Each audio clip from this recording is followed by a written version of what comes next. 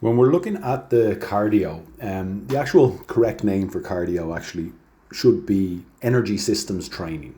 Okay, it essentially is you different energy systems in the body, and your body taps into that energy or needs to tap into that energy at different intensities or at different heart rates.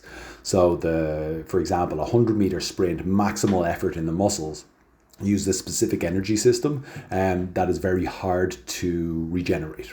Whereas a marathon runner would use an energy system that is very easy and is constantly regenerating energy. So when we look at the recovery side of things, this is important. We've got to teach your body to recover, to regenerate energy. But depending on how hard you're pushing yourself will dictate your recovery. So I'm just showing you here is my kind of workout here when I'm coming up in, I've already done my warm up, coming up into the green zone. Now, it's not a race to get there. I'm being patient. What's more important than just the heart rate is actually your pace. So you're saying your pace should say roughly the same, kind of plus or minus kind of 5 to, let's say here it's like kind of 5 to 10 seconds per 500 meters. Okay, I don't want to be too drastically off that.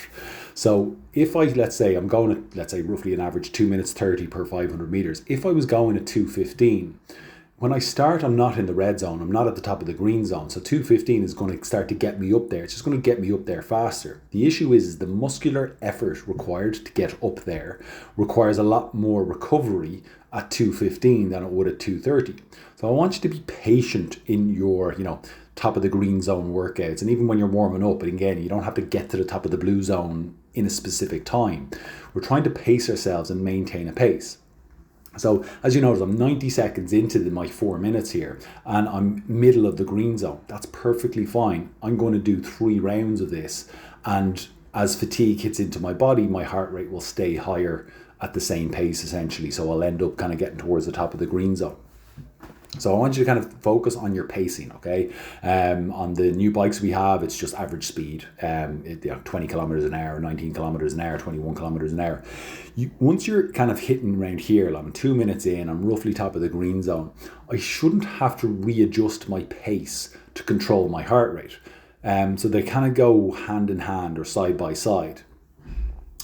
And that's the big thing that what we find is people are going too fast and then they have to slow down too much. And it's kind of start, stop, start, stop. There's no control of pace there. And there's also a lack, you're missing recovery because you're just stopping. You're not actually controlling this pace in terms of at this speed, at this pace I'm doing, my body is able to produce energy to make me move, but I'm also regenerating in the background. I don't need to slow down. I don't need to speed up. It's a very rhythmical, consistent pace because your energy requirements from your heart and your lungs, essentially, which are pumping blood around your body, come from the muscular effort that you're putting in. So if you notice here, my pace is staying very, very consistent over the course of the 4 minutes. Now, when we start the recovery, again, we're just deep breaths in and out. We're going to slow down. We're going to keep moving, okay? Keeping moving allows your body to pump blood around your body. It allows to send more energy to your muscles, which your muscles are going to store for the next bout. So just deep breaths in and out. You'll find with practice, you'll be able to control your heart rate better. Just really deep breaths in and out, relaxing your body allows your heart rate to come down. Now, the quicker your heart rate comes down into the blue zone, so let's say after 30 odd seconds, mine's come down after my first interval, the better. In terms of that, it means the fitter you are, your body's able to recover and drop your heart rate down.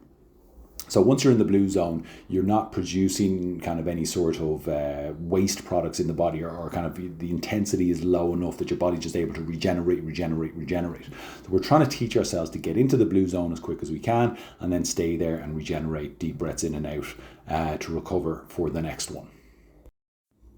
So now I'm well into my next interval and you can see I'm kind of more closer to the top of the green zone. My heart rate, my body is working harder to maintain roughly the same pace.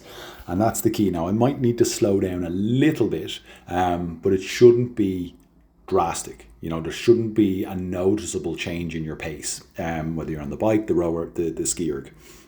So again, I'm still hovering around the 2:30 mark, and even while I'm exerting myself here, I'm still focused on my breathing, staying as relaxed as possible, not to put too much tension or intensity onto my body.